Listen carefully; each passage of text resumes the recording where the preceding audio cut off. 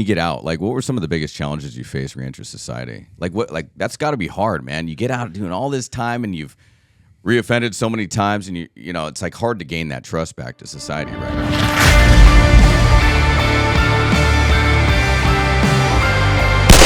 Welcome to 45 on the Hour podcast. I'm your host, Colt 45, and I'm here with my brother Anthony from Unchained Fit. What's up, brother? What's happening, man? Not much, brother. We're missing our co-host today, the Darce Knight, but we're going to continue without him. We love you, bro, in La La Land. He's probably sleeping somewhere. Anyways, so we got a cool story for you guys here today. So I've been following Anthony for a while, and we kind of touch base through Instagram and whatnot. We got like mutual friends and stuff like that in the fitness community and stuff. It's pretty tight. So he's got a pretty cool story, a comeback story that I don't think anyone's heard. And if you've heard it, it's because you follow him. But if you don't follow him, now you're going to hear it. So let's just take me back a little bit, bro, because you got a cool story with it's a cool story, but a moving story, kind of like how you came from. And like, I kind of want to know your history, bro, like kind of like who you were, like kind of maybe like how you were as a kid, and then kind of like what led you into like what happened, and then when you kind of woke up, and then when you got into fitness. For sure. Absolutely. Sounds good, brother. So basically, it was a real typical, like upper middle class upbringing. Actually grew up early years in the Pacific Palisades that just burned down. Oh, shoot. So pretty I was there yesterday. Yeah. The fires. Bad. So it was good family. Unfortunately, at an early age, though, it was like Christmas Eve. I think I was 7. Parents came into the room, said they were getting a divorce. It was actually like Christmas Eve. You were 7? 7 years old. Oh, dang. And so next morning, Pops was gone, and had a younger brother that was a few years younger, so he was like 3. And next thing you know, it was like the next day, and I'm the man of the house at 7. So that was kind of a shocker. But everything was good before that time. We were, doing family trips, going skiing, real typical stuff, playing sports. But after that, kind of then, I used that as an excuse to get into trouble. I didn't realize how much it had affected me, but I just knew I had this valid excuse where I could get in trouble, and they're like, oh, it's okay. He's going through some things with the family. Right. Yeah. So I started getting kicked out of private schools, like starting that year. Got kicked out of all the private schools, started going to public schools by the time I was in 5th grade. And it was about that time I really just wanted to start hanging out with the cool kids. I never was really I felt like I was always not really a part of like the cool kid crowd in some aspects. In sports and everything, yes. But when I got to public schools, there was always like the kids that were doing the bad stuff. Right. So I wanted to hang out with those kids. So I started smoking weed, drinking alcohol. I was like 10 years old. And, 10 years old? 10 years old. Wow. Yeah. Everybody, some of these guys, a lot of my friends had older siblings. And so that's kind of how it all got intermixed. And so, I think I was like 15 the first time I smoked weed. Man, something like that. It went quick. By the time I was 15, it had all been on the table. The only things I hadn't done at that point was like meth and heroin. Did you grow up in the Palisades? I grew up in the Palisades, pretty much, yeah. Okay. Yeah. And that's just a little like wealthier out there, right? Yeah, absolutely. It is. Yeah, so kids had money there, so they could afford it. They could afford it. And so when I first started out, went from weed, alcohol, cigarettes to pharmaceuticals, hallucinogens, cocaine, all before the time I was 15. Jesus, in those first early years, though, it was like some of my friends, their older siblings, a couple of them started passing away from like heroin overdoses. Holy crap. Yeah, they were young. They were like 17, 18 years old. And so I just kind of was like, okay, I'm going to stay away from that stuff. But it just was madness. Got caught with weed in like the 6th grade. They came in, it was right before lunchtime. So they ended up putting us in handcuffs and like walking us down in front of the school during lunchtime. Whoa. And didn't really get in too much trouble. Just had to spend the week with my dad at work. They suspended us for a week at school. What school is this? Paul Revere Middle School. Oh, okay. Yeah, Paul Revere Middle School. Ended up going to Palisades High School and played sports again. I was actually in the Boy Scouts too. A lot of these kids that I was hanging out with were in the Boy Scouts as well. So we'd like sneak off go smoke weed. We went on a trip to Hawaii. We like took off and took a bunch of mushrooms and stuff. Oh, Jesus. So In the Boy Scouts. in the Boy Scouts. Right? Wow, man. Yeah, we did a few like they're- we'd go to Catalina Island, and it was from the Palisades, so we were a pretty wealthy, supported troop, and so we had like ski boats. We would go to Emerald Bay in Catalina, and so I remember a couple of nights at night we would go and steal the keys to the ski boat and take the ski boat out and go over to like the girls' camp and stuff like that. Right. So silly stuff. Just do funny stuff. Yeah, crazy stuff. But it was within that time. Dude, I relate to you though. Like, not to interrupt you, but You're good, man, brother. dude, like the whole man of the house thing, that related to me because when I was 5, my dad left when I like around the same time, but my dad left for different reasons because my dad wanted to be a chick. He wanted to live a whole completely different life. Oh wow. And so as soon as that happened, I used to wet the bed, man, for the first 5 years of my life. And then when I was 5, that happened. As soon as he left, because there was always arguing in the house, I quit instantly. Wow. And then my mom was like, "You're the man of the house." And I was like, "Okay." And I like snapped out of it. And from there, I was like an adult, Sweet. So when you say that, I was like, man, that's like pretty much what happened to me, Same shit. Yeah, it was interesting, man. It was a real eye opener. And mom started dating a little bit, and so I never approved of any of the dudes. Yeah, One of the guys she started getting serious with, they came over. They were at the house we were at, and they were in the backyard, and they were going up. There was like kind of a hillside, and one of those old school like wooden jacuzzis, right? And so me and my brother, we grab our like rifle pellet guns, and we get down in the prone position, and I let one off and ding this dude right in the head, and he falls. He falls over like head into the jacuzzi, and he's like flipping out. My mom has to like help pull him out of the jacuzzi. Oh my God. And he's like, "I don't want to mess with this dude's mom."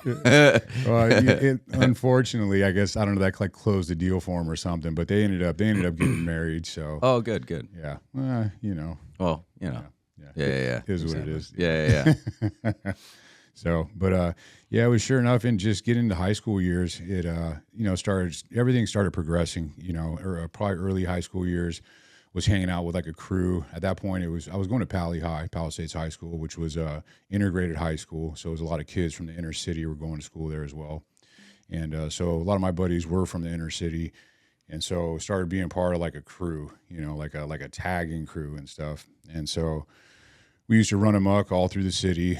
And we're actually started getting to the point to where gangs would start to like beef with us, which usually didn't happen. Like crews and gangs usually kept separate because gangs were on another level. Yeah, because they're dealing and stuff like that, right? How old were you around that time? It's my early teenage years, so 14, 14, 15. yeah, 15. Yeah. But by the time you got to a little bit older, like 16, 17, 18, guys were getting from the neighborhood, and that was like mid-city LA. This was all like late 90s time, like the Rampart districts stuff. Yeah. So stuff was getting pretty serious. Guys were putting in work for the neighborhood, catching bodies and all that crazy stuff, man. Yeah, Wow. It was nuts. Okay. Yeah. And then hitting you up, and you guys started beefing a little bit or whatever. Yeah, so I kind of stayed out of it. At that point in time, it was guys were dying, guys were disappearing. And so at that point, I was like, I kind of need to get out of here. So I actually moved. I left California at that point. Went to Arizona to try to go to college. But next thing you know, I found myself just out there selling weed, doing dumb stuff.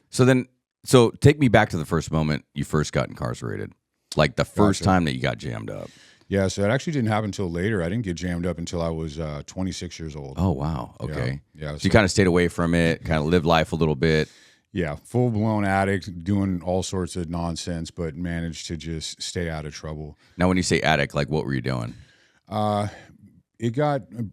was my drug of choice. And so all through my 20s, up until that point, 26, when I first got incarcerated, is what was going on. It was ridiculous. At that point in time, it was like 2008. And so around that time, what happened is I started dating this girl that I knew from high school. And she turned out to be cuckoo, man, straight bat stuff, crazy. And so basically she was drunk one night and attacked me And at that point in time, if there was any sort of domestic call that happened, the dude was going to jail. And so, yeah, she attacked me. I had 8 hematoma bite marks all over me. Oh my They God. took pictures of. She didn't have any marks on her. They still took me in, and she ended up coming in, and she was getting supported by her mom, and her mom didn't like me. Her mom was like, okay, basically told her, if you don't testify against this dude, I'm cutting you off. So she testified against me, said I put hands on her, and me not knowing the system or having the experience that I have today, knowing that I should have taken that case all the way to trial because it would have gotten dropped, I got scared into just taking a plea deal, and that gave me a record that put me in the system, and so that's how it started. Jesus. And then once you're in the system, like, so once you're in the system, it kind of like you get incarcerated. You get, what is that called? Institutionalized, right? A little bit, right? How long does that take, you think? Like once you're in? Because if you just do a little stay, you know, like a little overnight, it's like not a big deal. But you know, once you just do some time, it depends on each individual. Certain individuals, I think it's all based on a person, because certain people like program when you go in there, which like a program is basically like your daily routine, like how you function, how you operate, how you carry yourself, the habits you have. And so a lot of guys will get in there, and I picked up on it pretty quick because yeah, it was a serious place. I was in LA County jail. so let's just real quick before you keep going. Yeah, man. Like what was going through your mind, bro? Like, cause like you're getting jammed up, right? You're in there and you're going to do some serious time, right? You know, like what other that's like, what was your first stint? Like how long was that? So that was the first time I got in trouble. Excuse me. And it was I did 8 months, so it wasn't that much time. But Feels like forever to me. oh, it was a while. And going into so I went into LA County Jail, and back then it was crazy. At that point in time, there were just one of the typical things there were these guys called the 3,000 boys, and they were a gang, literally a gang of sheriffs. They worked the 3,000 floor, which is a high security floor in Men's Central Jail. And it was a bunch of big dudes that were all on a bunch of gear, all juiced up. They were all blasted up. They were all sleeved up. And typically sheriffs would walk around with a belt on that would have, you know, all their numerous things on it, handcuffs, you know, et cetera, et cetera. These dudes didn't wear a belt. All they carried was a big Maglite that they shoved in their back pocket, and they'd walk around with like a rock star or a monster or something. And they were savage, man. Like they ended up getting federally indicted. They just used to beat the shit out of guys. Like if you looked at them or something, they would smash you in the head with a Maglite. Oh yeah, those hurt. Oh yeah, flashlight therapy. Flashlight therapy, right? Yeah. What do you what was going through your mind like when you're like, dude, I got to do 8 months or whatever? Like, when you first get in, were you? I mean, obviously you were a little nervous, right? Absolutely, super nervous. Didn't really know the get down at all, and like you go in there and everything's segregated. Okay. It's stems from the population that segregated it all, but however, it's like standard operating procedure. Like you go in there and the sheriffs will be like, "What do you run?" I mean, like, what do you run? As in, like, what race or what car? They call it a car. Do you drive it? You drive, and yeah. And so, so I'm white, so I run with the white guys. You know, there's the whites, there's the Southsiders, which are like English speaking, you know, Hispanics. Then you have the Paisas, which are just guys that don't speak English. Right. Then you have the blacks. Then you also have others, and the others are like Asians, Middle Easterners, Islanders. And so the others run with the blacks, and then the other 3, Paisas, Southsiders, and whites, we kind of link up together as well. Right. Okay. Yeah. But it was madness. What was going through my head is I got in there and it was crazy. I go in there and they asked me like, "What are you running?" And I'm like, "What do you mean? What am I running?" So like your first day, like you're walking in and then dudes are walking up to you just saying, "Hey, what's your name? You know, what's your thing?" Yeah. So the sheriffs kind of asked me what I run. I told them I'm. At first they were like, "You know, are you a Southsider?" I was like, "I don't know what that is." And so I went in there, and as soon as you go into, so like I went into a unit, and all the lights were off. It was a trustee unit, so guys worked. Lights are off because guys work all different times of the day.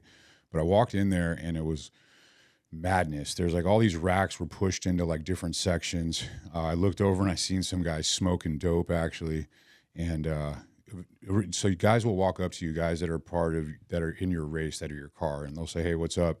And they'll basically run the program to you. They'll say, "Hey, you know, this is our bunk area. These are the phones. These are the phones that we use because even the phones are segregated. The sinks are separate sinks, separate toilets, separate showers, separate tables to sit at. Everything's separate." And so they'll run the program down to you. Hey, this is that. Don't go there. Don't do this. And they run the whole program down to you. And so it was just kind of a real shell shock of like seeing all this stuff going on. There's a lot of serious dudes in there. So it's just really, I was really on my toes, just paying attention. And that's like your first day. So you're trying to like feel people out because you're a smart guy. I can tell you're like trying to be like, okay, so what's going on here? You know, like who are you? Or could I trust you? Or kind of, you know, like who's telling me what, right? And then what advice do I take, right? But you kind of knew, right? Did you kind of have any idea before a little bit? Like just being like in general? I've always, I was raised, my father's Sicilian. And so, we're kind of raised a certain type of way. Oh, that's cool. I'm Italian too. All right, Paisan. Yeah. My family's Sicilian too. That's right. Yeah. So, Palermo, right? Palermo? From Palermo? Yeah, no, we're from a small town called Roccamuto. Oh, okay. Yeah. Yeah, there you go. But so I was just kind of always raised to be kind of aware of my surroundings and everything. So I was just really on point and I just followed procedure. Everything they said to do or don't do, I just didn't do. So it takes a minute to kind of figure everything out. I'm always observing who's doing what. Court, we always have the smallest numbers in LA County Jail, or typically, others will have a small amount of numbers, but for a big race, we have the smallest numbers. And so it'd be issues sometimes. Usually, we run together, us and the Hispanics, but it would be times like when I would go to court and I'd have newer shoes on, and they would come up, and you're not allowed to get punked for your stuff. If somebody tries to take your stuff, you got to fight them for it, even if you get jumped for it. And so a lot of times I would end up going to court, and I'd have new shoes on because I was a trustee, and they would try and punk me for my shoes, and that doesn't go down. So Yeah. So you have to defend yourself. Yeah, so I'd end up getting jumped by like a court tank full of guys, Jesus. like 20, 30 guys. Just for your shoes. Just for the shoes. And they were like those like slip-on. Right, like the cheap. Yeah. What are those called? What were those shoes called? That little flap shoes. Little flap shoes, Yeah. What did you? Okay, so that was your first time, right? And then that was 8 months, and it probably got cut down to like less time, right? No, so it was. Did you do the full 8? Did the full 8? Shoot. I actually got done pretty wrong. I was in court, and they were like, "If you take this deal today," it was April 10th. I remember the specific day, April 10th. They're like, "If you take this deal, you'll be out." Maybe today, it could be a week or it could be 2 weeks. And so I repeated it back to them. I said, so, okay, if I'll be out of here in 2 weeks. And they were like, yes. I was like, okay, I'll take the deal. So I took the deal. That was April 10th. May 10th comes up, and I call my attorney. I'm like, what's up? And he's like, I don't know. They lied to us. Your date in the computer is August 3rd. What? I was like, what? How does that even happen? That's what I said. I was like, wait a minute. I was like, no. I was like, let's pull the minute report, and because that's not what was said in court. And he's like, it is what it is. That's the date in the computer. You're not getting out till then. I was like, wow. That's garbage. Yeah. So you had to wait your time, whatever. Yeah. On a violent charge in the county jail, you're doing 75% of your time. So I had gotten a year. So the reason why you went into jail that first time was because you got caught with a violent charge, or you got it was a spousal that case. thing with your ex lady, which is crazy because like I was. And you didn't even do anything. No, didn't. I've never even slapped a female in my life. Yeah. I was raised by my mother. I was a man of the house at a young age. Like and my family did, we don't get down like that. My mother's from the South, and so we have morals, values. Single Italian mother. That's my mom's still the same today. Yeah. She used to smack the shit out of me, but I used to get smacked as a child too. But that's how we grew up, right? Yeah. So 8 months, and then you get out, and then you're like, all right, cool, freedom. Did you learn your lesson?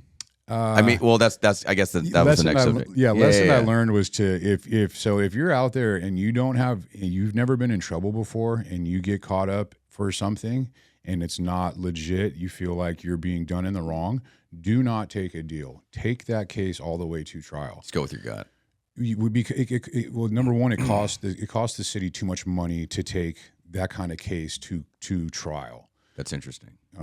Yeah. So they will not go that far. You'll get to maybe jury selection, which is the last time they'll offer you a deal, but then you will have to refuse that. But then the process of them going through jury selection and then et cetera costs too much money. So they will end up dropping the case as long as you do not take a deal. That's 95% of the time. So you didn't have to go to jail after that again? No. So I got out. I got 3 years probation. I completed those. I was complete. On my final day in court, I turned out to have some restitution money that I didn't know about. And so the judge was like, how long does it take to pay you this $500? I was like, I don't know, a couple months. She was like, okay, come back in 3 months. Okay, cool. In those 3 months, for some odd reason, there were things going on at that time, but I started hanging out with some wrong people again. Right. And I decided at this time, I was now 30 years old. I decided at 30 years old to smoke meth. Jesus. And so at that point in time, it was just, it just from. Like what was going through your head? Why'd you try that over like weed and coke, all these other things? I had done everything. I had done everything else. And so, just looking for a new high.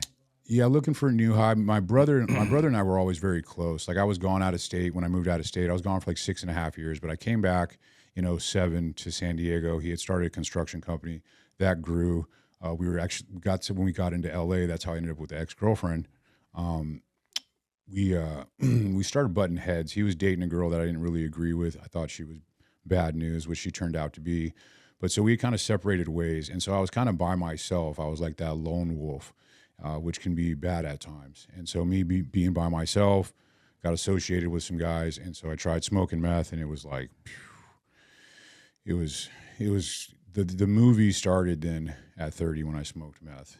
Right. Yeah, I didn't. I mean, I think within 6 months, I ended up finding out that I was like on the LAPD's Pacific Division's most wanted list. Holy crap! For what? Just stuff that I was doing in the neighborhood. So I started smoking meth, and the company that I worked for, because we had owned a construction company, me and my brother stopped getting along. And so I started working for an HVAC company that was a friend of the family's. And so they knew I was getting high, but I was always on time and I never missed work. And so they were like, hey, you need to go to rehab or you don't have a job. And I was like, well, I've never missed work and I'm not late. I guess I don't have a job. So didn't have a job, then didn't have a place to live after that. And so then I was on the street. And so then being on the street, I started... Nothing to lose kind of idea. Yeah, I started just committing crime around the neighborhood, doing dumb stuff, going and, before everybody was stealing stuff from stores. But that's what I was doing then, is going and like peeling stores for all sorts of stuff. And, find myself, lost my car. So I ended up having all these stolen cars. So I'd have like a stolen car full of all this brand new stuff that I'd go around selling. And, it was actually then how I found out I was on the list was they came and knocked at the door. This was right before I lost my place. And they came, knocked on the door, said they had a noise complaint. Didn't want to open the door. Eventually I had to because I was on probation. So I opened the door. Next thing you know, they say they have a warrant. They're slamming through the door. I'm running and I like swim move off the patio and like Superman off the patio. Just like the movies. Just like the movies. And I'm in just some white, I'm like in some just white polo Ralph Lauren boxer briefs. That's it. So next thing you know, I'm like flying land. I'm in the grass. And then I'm like on my feet, no shoes on. And then I'm in the street and I'm like, oh, and the guy's like barely putting his foot on the railing. I'm like, man, I'm going to get this dude. So I take off down the street. I'm running down the street in the middle of the daytime in just my boxers. All these people are looking at me and end up getting away from him that day. And the cop. Yeah, I ended up getting away from the cop that day. Like 2 days later, they end up finding me on foot again, another part of the neighborhood. Take him on a foot pursuit. The ghetto bird gets called. I end up getting away again that time. They ended up tracking me down finally. How'd you get away? You just hid? It was this was like a La Cienega and Venice Boulevard, like a huge intersection by Kaiser and everything. Oh, yeah. You could blend in real easy. I ran around, all sorts of stuff. They came. I went and hid in an apartment complex. I had a buddy come and pick me up, jumped in his van, hid underneath a blanket, and we made it through all the streets were blocked off. Oh, Jesus. Yeah, but a couple days later, they did find me. I think it was my dad's birthday, so I went to go see my dad, and went in the middle of the night, snuck in there because I had to navigate through the neighborhood. What was that? What did that feel like? Like you had all that pressure on you? Like it was a movie, bro. Like it was literally a freak. It was insane. Jesus.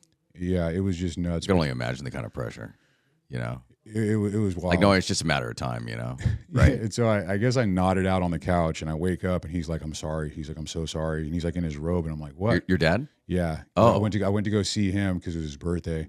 And he's like, they got the place surrounded. I'm so sorry. And I'm like, what? And so I go and I look. They have the patio blocked off. They got the other side of the house blocked off, the front blocked off. And so I had nowhere to go. And so I was like, all right, let him in. And so I went and laid on the bed and put my hands out. And they came in there like, oh, hell no.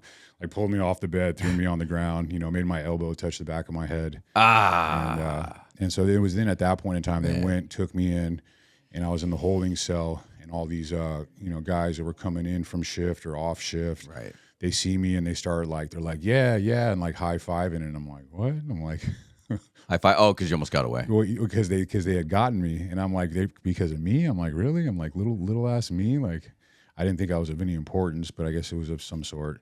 And that's when I had found out at that point in time that they had I was on their list. They had flyers of me in their cars and everything. So they all knew from the inside that you were like the guy that kept getting away, and somehow they saw it on TV or something in there. Yeah, they all had flyers in their cars. They had like a picture. Like, so a lot of the time, if there's guys that they're looking for that are in their district or whatever, they'll have a picture of them up in their car. That's how it used to be. And so I guess a lot of them were familiar with my face and the fact that they saw me in there. So yeah, you're a pretty big dude. It's kind of probably hard to miss you. Yeah, don't blend in sometimes. Yeah, right. Yeah. Maybe I could a little bit, or you, Ghost. But dang, that's crazy. And then after that, so then you got jammed up again. And then how much time did you do then? So it'd always be, so a lot of the time. And then how much time did you do total? I think probably altogether, I've done probably over 10 years. Jesus. Yeah, it was nuts. So I think that case I ended up bailing. No, that case I didn't. I think they ended up giving me they'll give you a program, like a drug diversion program. So I would get a program, and then I would get kicked out of the program, and then I'd go on the run again. And so it was just a madness, a cycle of like being on the run, being out over the years from 30 to 36 is how long the cycle went for. But in the middle of that, towards the beginning, actually, I was 2014. I was excuse me. I was at LA County. I was in LA County Jail at Medium South facility, and it was a Sunday, and they told me that I needed to contact home. So I called my dad, and he tells me that my brother's dead. And so the day before, a guy that worked for us for the construction company, him and my brother had gotten into it a few weeks prior. They had threatened each other, and the dude knew where my brother lived, and so he pulled up one day. I guess my brother was outside washing. I think we had a bike. He was washing the Harley, and guy pulled up, jumped out, and just started dumping on him, started firing on him. Whoa. Yeah, died that day. Wow. Yeah, so that didn't help with everything I had going on, and so I got out about a year and a half later, and they had actually maxed me out that time. I'd gotten in trouble, and they were like, okay, you keep getting in trouble, here's your prison suspension term. So I went and did my full time, and I got out, but I was off of paper. I was off probation. So when I got out at that point in time, this was 2015, I decided to go to San Diego because that's where my mother was. I wanted to be supportive of my mother, help be there for her. Okay. Yeah. And so did that, went down to San Diego. Everything was working out for a few months, but then next thing you know, I found myself in my addiction again, and started smoking meth, and I turned San Diego into a movie scene just like I did with LA. And wow.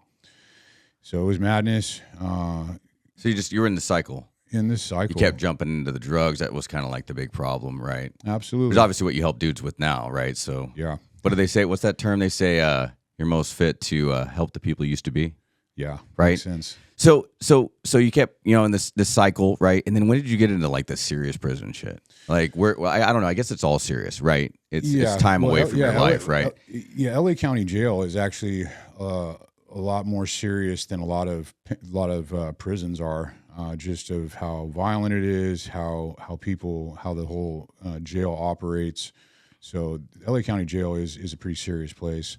But the whole cycle, did continue till, took that on that rampage in San Diego. I got in trouble again. I took the cops on a high-speed pursuit in San Diego. So I found myself in a jail cell again, October 5th, 2018. And that's when I was like, I'm done. I was like, that's it. I was going to church in there, and I had an epiphany. I just broke down with God, and I was like, all right, God, like I heard God telling me, like, I have something better for you. Amen, bro. And I was like, okay. So ended up getting a program. How'd you get into religion? Were you always religious or no? So I was born Roman Catholic, and then was going to the church. Then my parents divorced, stopped going to church, but I was always a believer. And then when I first started getting in trouble again, when I originally first started getting in trouble, my father was like, hey, I was curious about it.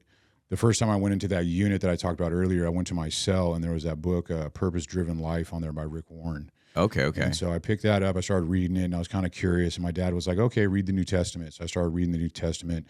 And always while I was locked up, I would get into the Word and would just build my relationship, would always get really dialed in. And then I'd get out, get in my addiction, and it'd all go to heck. But So I had my faith, but so in 2016, excuse me, So that was around the time you tried to turn your life, or you wanted to turn your life around, was 16. Like, and then what was that moment? Like, obviously, so for me, it was religion too. So I just remember being in a fighting hole, like fucking fuck this shit, dude. What the hell am I doing? I'm in the middle of night, And then after, like some shots fired at you, and you're like, what am I doing? I could be chilling on the beach somewhere, Absolutely. Like, what am I doing? If I get home, I was just running through one of those. Like, when did you hit? I don't know. I call it rock bottom. Yeah, that was that time. I was in San Diego jail, and I was going to church services and literally like broke down in this church service. Like, I don't really ever break down, but I like broke down there, and just an accumulation of everything that had happened. My brother getting killed, me just spending all these times in jail. So sorry about that, man. Thank you. I appreciate it. He's in a better place, man. He's up there kicking it with Jesus. So it's all good, man.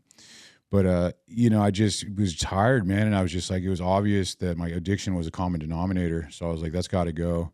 And so I got this program. I got clean, had about 8 months clean, sober. I was in a program, getting ready to complete this program in North County, San Diego. And then the U.S. Marshals showed up, and then that's when they said they had a federal warrant for me. Jesus, just doesn't stop. Yeah, it didn't stop. And I knew it was kind of like, everything comes down to good versus evil, my opinion. And so I played for the wrong team for a long time, and then now I'm playing for the good team. And I knew that I see today of the possibilities of what my story can do for other people and how I can affect. I'm already affecting a lot of people.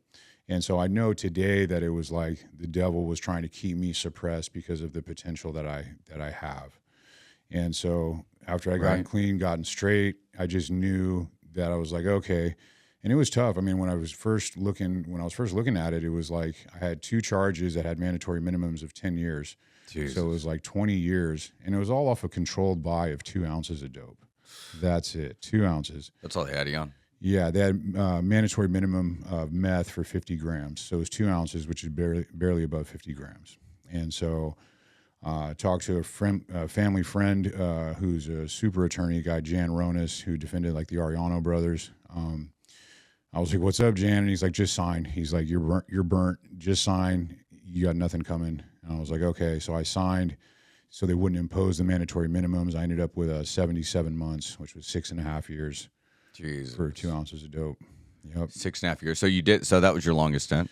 Yep. So I ended up doing. Did you do the full 6.5? No. So I got. And where was this? Sorry. So this was all good. FCI Sheridan. So it was a medium security federal prison up in Sheridan, Oregon. I went there because they have the RDAP program, which is a residential drug abuse program. It's a year program that you can do. That's all on like CBT classes, all sorts of stuff like that. So I got that program, which gave me technically a year off my sentence, which ended up being split with custody time and then halfway house time. So I did that. Ended up doing like 4 years and change. Got out and just and started crushing it, man. That's when. And that was the last. That was the last time you went. That was the last. You were time. like, "Fuck it, I'm done with this shit." Oh, I'm done. Absolutely. Right. So it was from, 30 to 40 years, 41 years old. Wow. How long you been out? I got out July. So I got out and I went to a halfway house. That was July 12th, 2023. I got home confinement, which is like an ankle monitor. So I got that, but I was still technically in custody for 4 months. And that ended in November. And that's when supervised probation started. So I had 3 years federal probation. And so I just started crushing it. I actually just terminated federal probation. Yeah, I saw that online on your Instagram. Thank you, Congratulations. Bro. Thank you. Way ahead of schedule. Yeah. Like early termination is usually at 2 years if you're doing everything right. Since my supervised probation started in November 23, so I'm just like a year and 4 months on federal probation, which is way ahead of schedule. When you mentioned you did Supermax? Was that during that 6 year, 6.5 year thing or whatever? No, Supermax. There's a Supermax in LA County Jail, which a lot of people will. There's been a lot of comments online like, "Oh, that doesn't exist." Yeah, I remember I seen you post something about that. I was like, "Dang, I didn't even know that." Yeah, Google it. It exists. It's actually right here in Lake Castaic, which isn't too far. I think a little bit inland. It's right by Magic Mountain. Is that like Wayside? Wayside. Yeah. Okay. Yeah. Wayside. Yeah. Yeah. So they have. There's 4 facilities there. There's Supermax. There's medium north, medium south, and then East Max. They closed East Max down, and for a while they were running like the beginning stage of fire camp. Like you can go there, you can do like the tests and everything, and then eventually you can get sent off to a real fire camp. So the Supermax there is for the higher security. They have like 500, 600, 700, 800, and then 900 are the different sections of Supermax. Did you have a lot of so I don't maybe this is too, I don't know how deep this is for you, but like did you have like did you see like things happen in there like Absolutely. that like change you? Obviously, right? Like stabbings or murders or things like that. And then how did that change you? Because I know that I want to get in the topic of relating to the military, because in the military you see shit like that. Yeah. And it's hard to unsee. Yeah. It's hard to forget about. Yeah. And what a lot of people struggle with, and probably guys that are suffering from prison and former prison life and former military life, we all suffer kind of like similar to the same, and it sucks to say, but it's hard to get over it. It's hard to get over. It really is. People say, "Oh, it's fine. You'll heal within time." It's like, no, we don't forget. It's hard to forget things like that. And PTSD is real. It is real. Absolutely. You hit it on the head. Once you've seen something, you've seen it. You can't unsee it. So I've seen a lot of things that I wish I hadn't have seen. I think probably one of the most tragic things that I did witness was just a real bad call that was made. It was in Supermax, and I was actually running the unit for the white guys. So you're like a shot caller or something? Yeah, I was like a shot caller for our guys. Because we've seen that movie Shot Caller, a lot of us guys, and that movie was pretty good, but like similar. Yeah, I haven't seen the movie, so but I would assume so. Yeah, shot caller, you're the representative, you're the key holder, Yeah, who's got the keys to the yard kind of thing. Yeah, right? That kind of thing. So right. I had the unit. I didn't have the whole facility. There's different levels. You'll have a guy that has the unit. Then you'll have a guy that has like that section, whether it's like the 800s, and then you'll have a guy that has the facility. So there's different levels. How do they determine who gets the keys? Is it just like who's tougher? No, it's who's smarter. Yeah, there's certain different. So because Wes talks about that a lot. Yeah, so there's certain, like some places, like depending on the facility, if it's ran by who it's run by, sometimes there'll be certain gangs that will have preference. So if you come in there and you're a part of this certain gang of white guys, then you automatically get that position. Other than that, it just depends on all the circumstances, who else is around there, and just the kind of program that you run. If you run a good program, you can end up finding yourself in that position. This is really how it happened for me a lot of the time. I just would be there, and I just had been there quite frequently, so I was kind of a frequent flyer there, and I just knew how the program operated, and it just came down to everything: morals, values, and respect. It's just I ran things in a certain order to where it kept things in order within the whole unit, and like I ran it to where our guys are running a good program, to where it forces other guys to run a good program, and things function actually pretty well. And then it's also respected then by the deputies or the correctional officers, because it gives them less work. So who appoints you? Like the guys kind of appoint you, like, yeah, we want you to be it. They can, yeah, the guys can appoint you. It'll also stem from the other guys that are around that have like the other units, Okay. So if you are a possibility of being in that position, and the other guys that are in control like approve of you and how you operate, then you can be put in that position. I see what you're saying. So it's a little mixture of everything. It is a mixture of everything. Right. Because you see it on the movies, like this guy's this or whatever. And then you have like different hierarchies in there as well. Because I know like, you have like the Aryan Brotherhood or whatever. And then you have like the Mexican Mafia and all those other guys. I don't know how that works in there with hierarchy and stuff, because I'm sure that has something to play with it. Yeah, it does. If they're usually, you won't like just within like the county jail where we were talking about, not very frequently if a guy comes in and he's like from the brand, then they won't just go into general pop. They'll take them and they'll put them in high power. And the brand is Aryan Brotherhood. Right. Right. Yeah. Okay. So that's like the top or whatever of that racial thing. Yeah, they call it the brand now. The brand now. Okay, yeah. I see what you're saying. Yeah. But yeah, they'll be put in like ad seg or high power. So a lot of the times they won't just land there and be left in gen pop. Okay. So yeah, I was running a unit there, and there was something going on within one of the other races, and they had thought this kid that was there was a snitch. And so I was like, okay. I was like, what's up, you guys? What's up with the paperwork? And they were like, oh, we haven't seen the paperwork yet. And I'm like, well, then it's kind of, it doesn't matter. You know what I mean? That's Right, we just, got to see it in writing. that's just a hearsay. Yeah, absolutely. And so, but they had made a decision to move forward on it. And they were going to, when we would go to rec, we would get rec like once a week in Supermax. You're like slammed down the whole time. When they were going to go to rec, they're going to smash this kid off the yard. And I was like, okay, I think it's a bad call. And so they went ahead and did it. They were on rec, smashing this kid out, and the kid was on the ground, and they started stomping this kid out. And one of the guys actually stomped on his neck, and you could kind of see it, just like He broke his neck. Broke his neck. Kid went limp after that. And then, so long story short, the kid ended up dying. And turned out that the kid was not a snitch, and that the kid's families were somebody's, actually. And just turned out to be a really bad situation. He sued the prison. Yeah. So it was just, it was just really unfortunate thing to see, and it's just kind of, people get wrapped up in, thinking they're, somebody or something and doing something. And it's just like, at the end of the day, it's kind of always just like following protocol. You know what I mean? It's like, just follow protocol. It's all organized. It seems like it's super organized in there. But like, what would you say to someone that's going to go, like if they got jammed up for the first time, what do they have to worry about, right? They're going to go to prison for the first time, and they're like, Jesus, I've been doing some wrong. I'm about to go in, but I've learned my lesson. I'm going to take your advice going for the future, but I have to do this time. What would you say to that person? I'd say just follow protocol. You go in there, they're going to tell you exactly what you should be doing and what you shouldn't be doing, and just follow protocol. Do what they tell you you're supposed to do. What if you don't want to? What if you're not racist and you don't want to link up with anybody?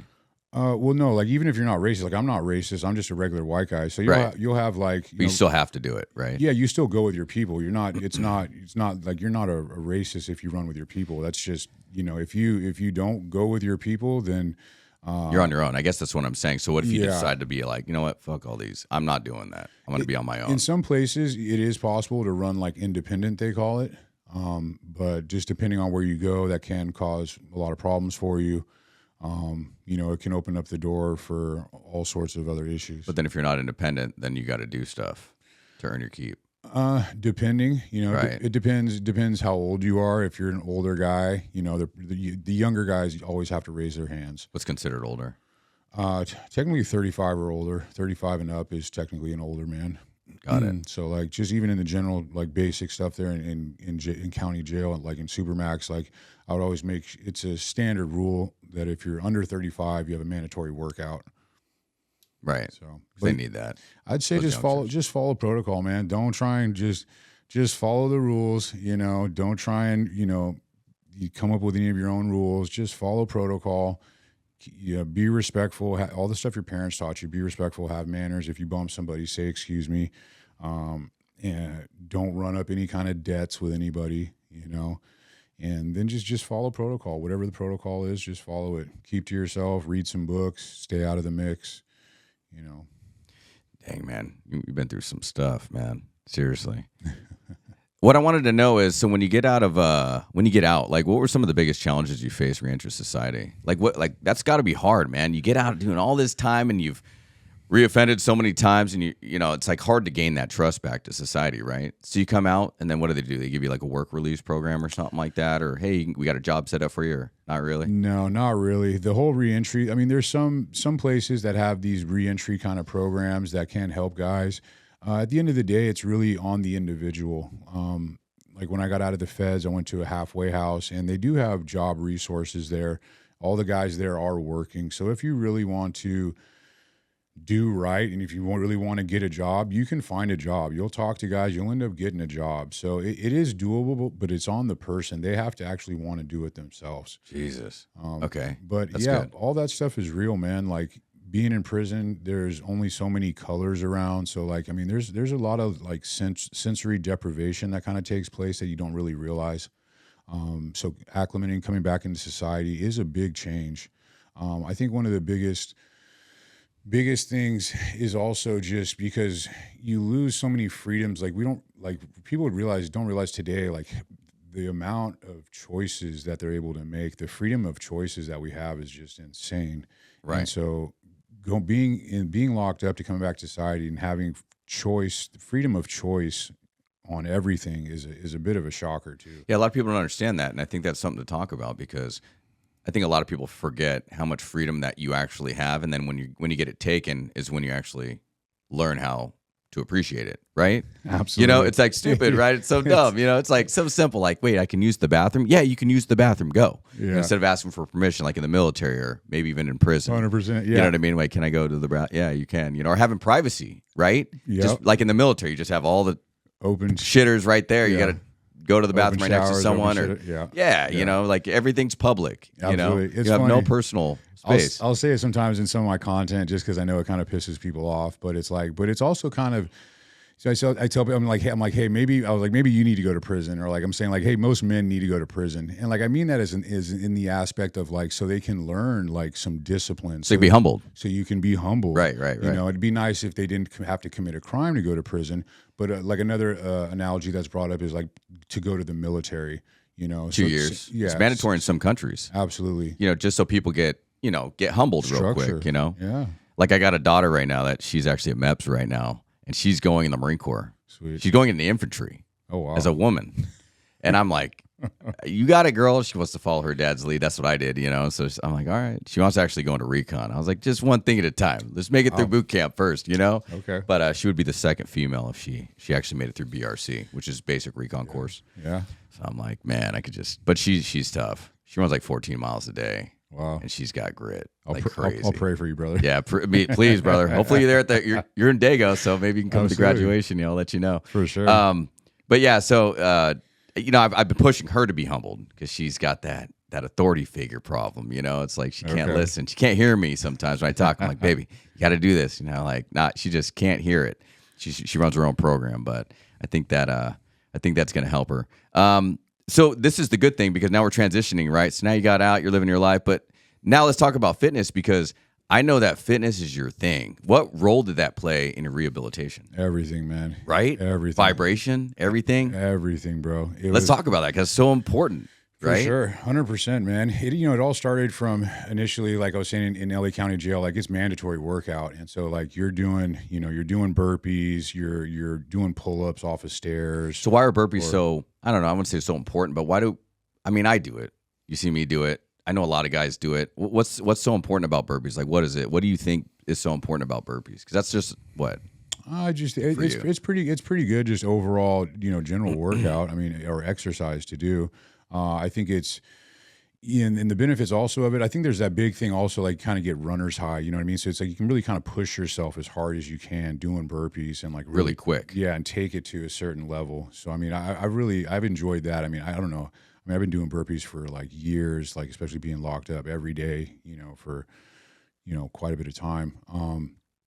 So at the end, it's also a good form to like kind of build camaraderie. Like if I'm doing burpees with a guy, it's like a good way to push each other too. So there's a lot of stuff, relationships that can be built like that. I like that. I've never heard anyone say that before. Oh, for sure. Yeah. That's like a common bond. We do like even like, I almost said team workouts, but being locked up is not a team, but like we would have like we would have our car workouts every like a couple of times a week. Cause usually guys would just have to do it whenever throughout the day during their program or routine, they'd have to do their workout. Which would be usually consist of some burpees and stuff. But every few times a week, like I would run it to where everybody worked out at the same time together, and that would build, bonds within each other, Right. Okay.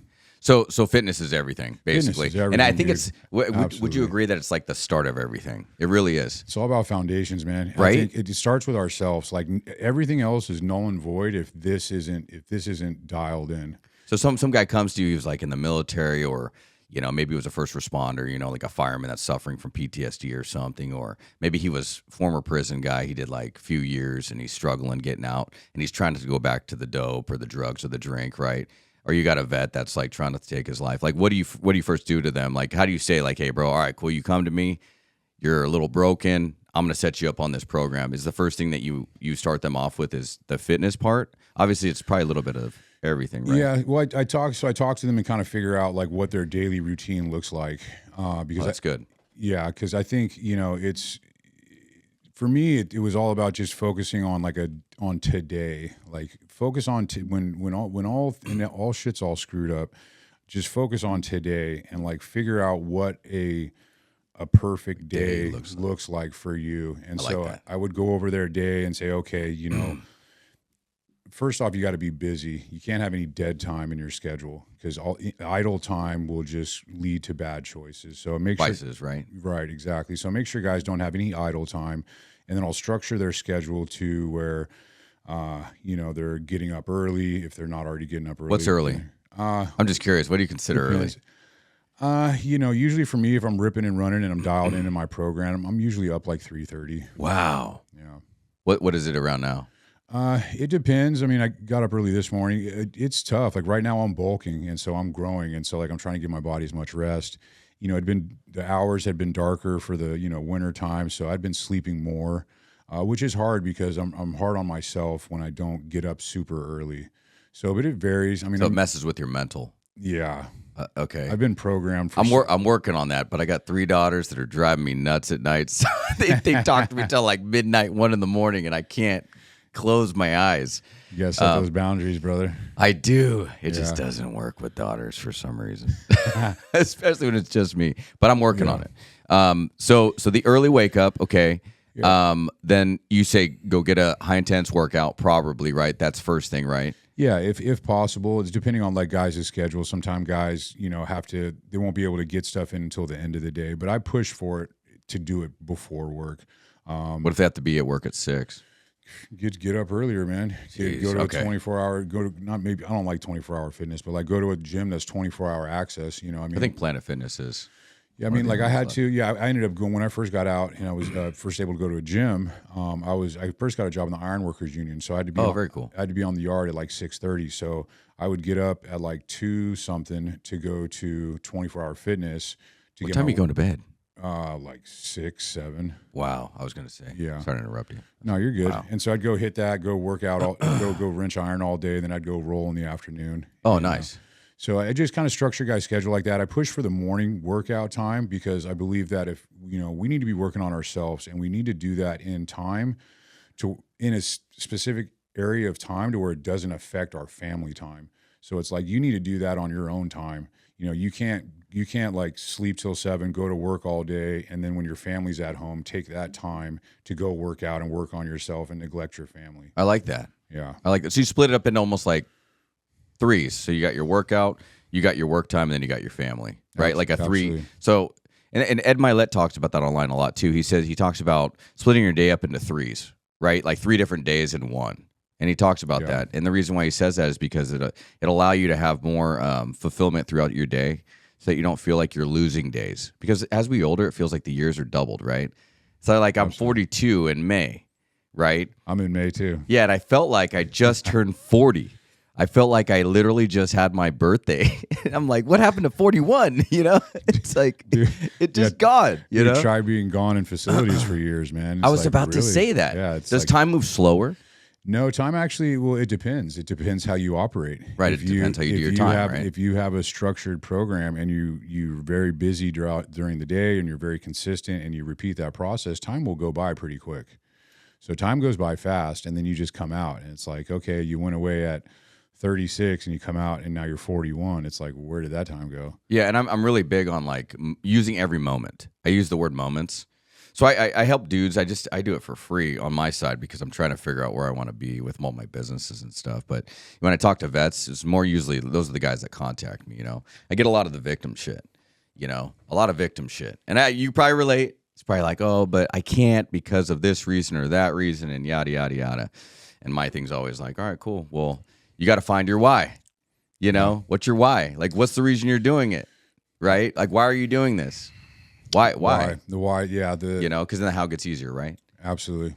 Right. A guy, Vince Rocco. You know who Vince Rocco Vargas is? It sounds familiar. Good dude. He's another. Sounds like a boxer. Yeah, he's served as well. He's a big Boar Star guy.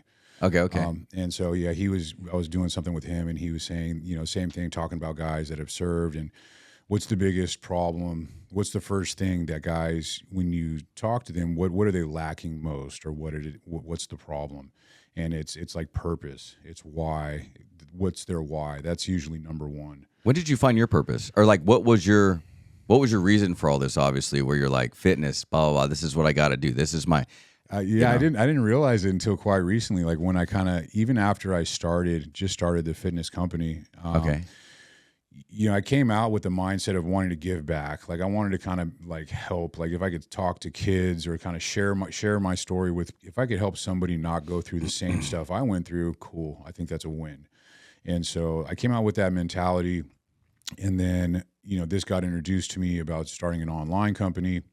So I did that, and then it just kind of all started occurring to me. I'm like, oh wow, I'm like, this is my purpose. Like this is what it is. Like this, I realized today that like God gave me this testimony, put me through all these trials and tribulations to be able to give back, to help other men do better in life.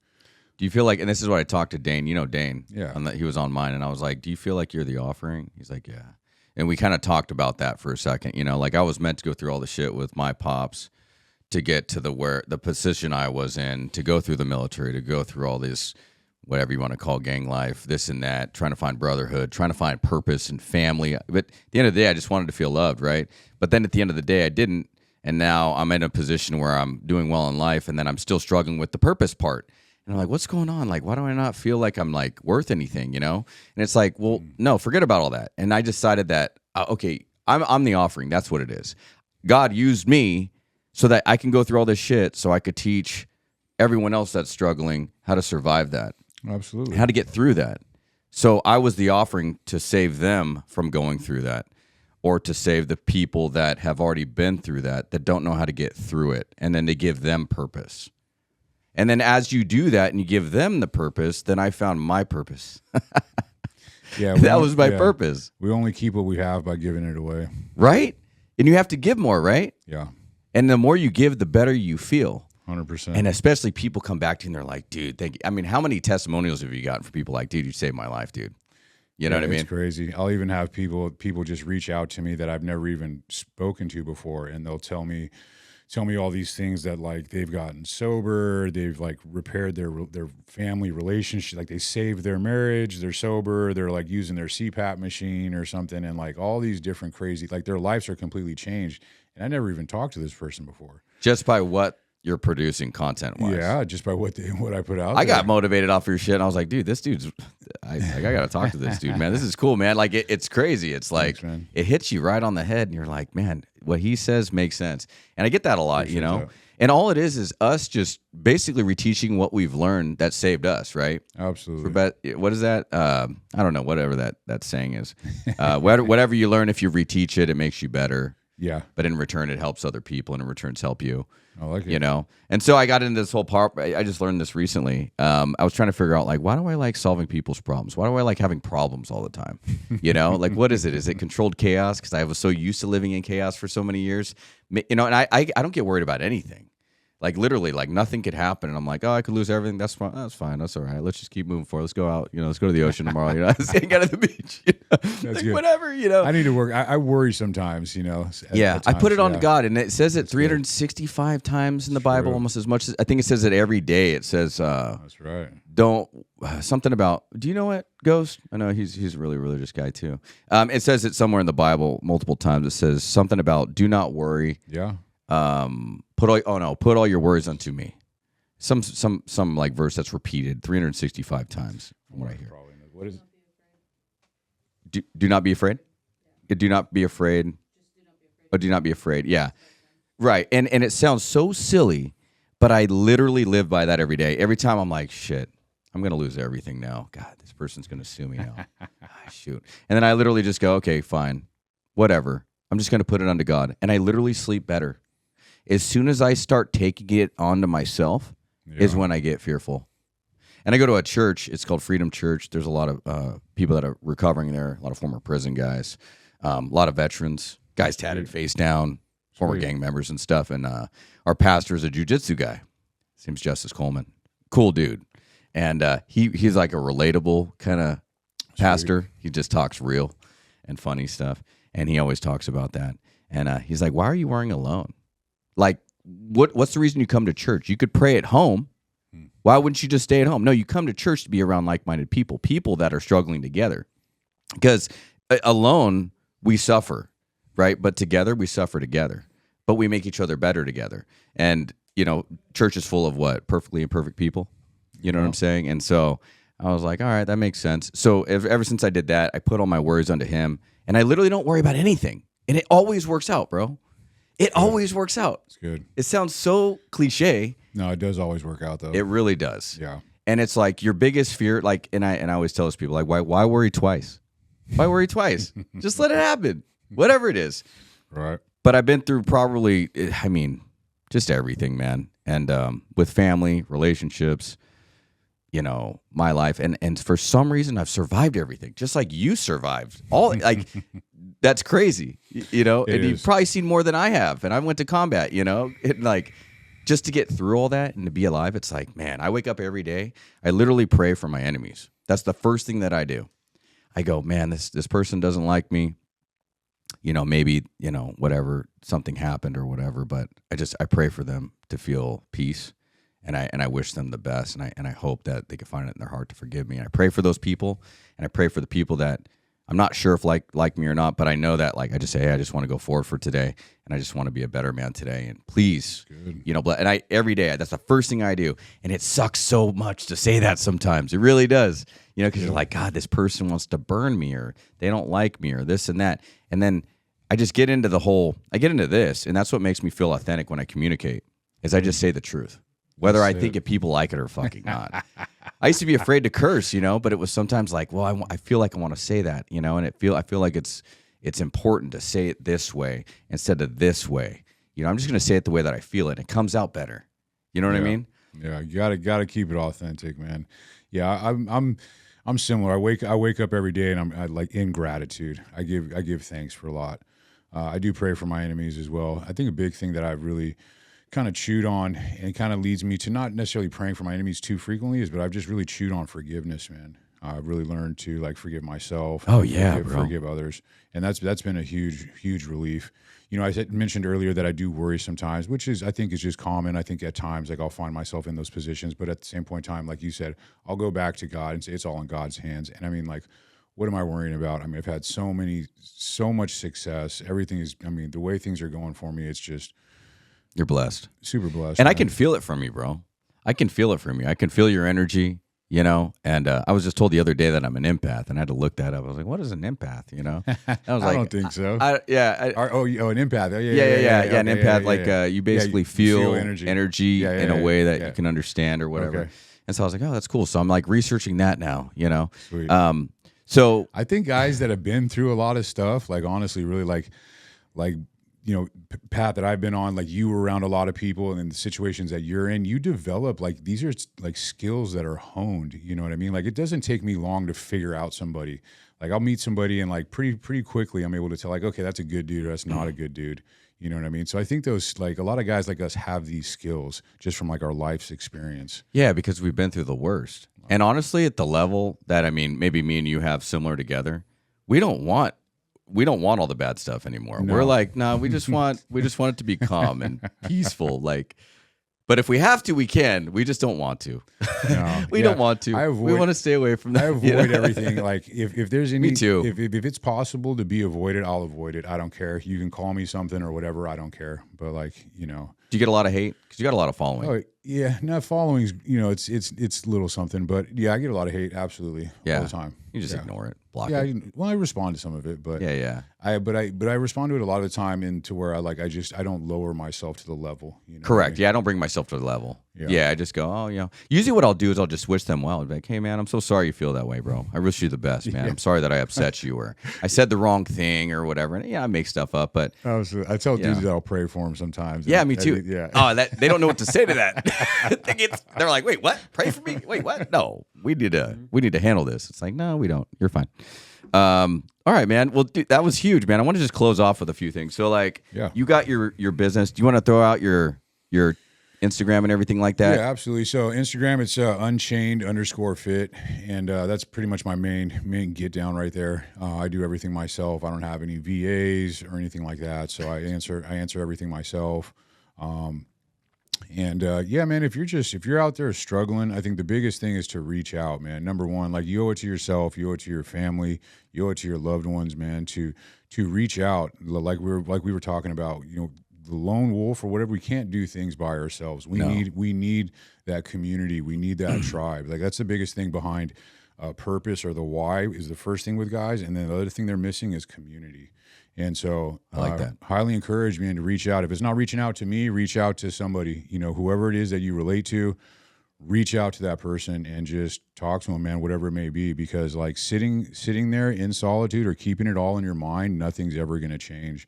And so as we've spoken, man, time goes by fast. Like time is relentless. And so reach out. And if someone wants your advice or wants to like reach out to you, they could just hit you up on your DMs, whatever, on Absolutely. Instagram, add you, and then just say, hey, bro, I had a question, whatever. And then you'll probably help them with their situation, getting them on track, getting their meals planned, whatever, their fitness, all that good stuff. Can you help them like build a business like you have? Do you do that stuff? Or is it just mostly like just helping them get formulated? Yeah, I'm working. It just depends on the individual. Yeah. It depends where they're at. I mean, I'm a stickler for foundations. Again, it comes down to the person. I mean, so everything's on an individual basis. I think that's, progressively where things go. So just hit me up, reach out to me. Right. We'll see where you're at. Have a call, Evaluate things, see what's going on, and just take it from there. I like that, bro. I like that, man. Huge story, man. Huge, impactful story. I just, what do you think? Hold on. I had one more question real quick. I just want to make sure I ask. Hit me with a good one, brother. Yeah. All I good. want to see. I want to make sure I didn't cross it over yet. I'm trying to think. Hold on. All good. Oh, what's next for your brand, bro? Like, what's next? I mean, you can't really talk probably most about it. You got your ideas and stuff, but like, what does the future hold for you? Well, I really think, there's a big, a lot of guys are doing it as well, but there's such a big calling for in-person stuff, because a lot of us all the time we're on a screen, so big thing for me is, I got a team get together coming cool. in May, but I'm going to start putting on events that are a collaboration for men, bringing in guys that are within my network that can just teach a bunch of man stuff, how to protect your family, how to provide for your family.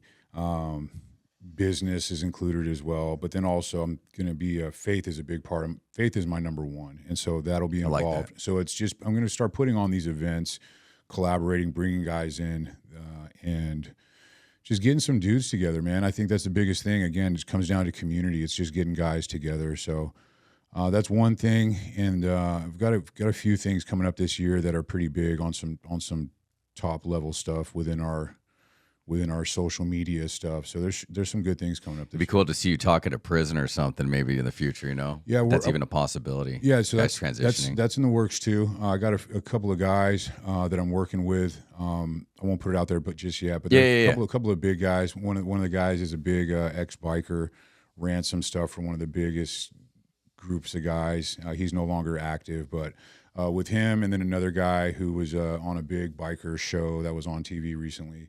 So us three are collaborating. We're going to be going out of state, speaking at juvenile facilities and doing a lot of giving back to the community. I like that, man. My goal was always to get into the military and they have a TAPS program. And at the end of the TAPS, guys come in and they always bring in businesses to try to like hire military. When you're getting out, you have to sit through this program. And it's only a few hours, and they come in. Truck drivers come in, and guys from DWP and LAPD officers come in, and they say, hey, this is what we do. Here's the application process. We'd like to sign you up.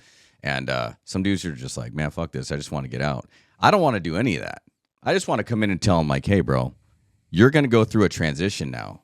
Yeah. And you're going to be out of your program. This is what you shouldn't do.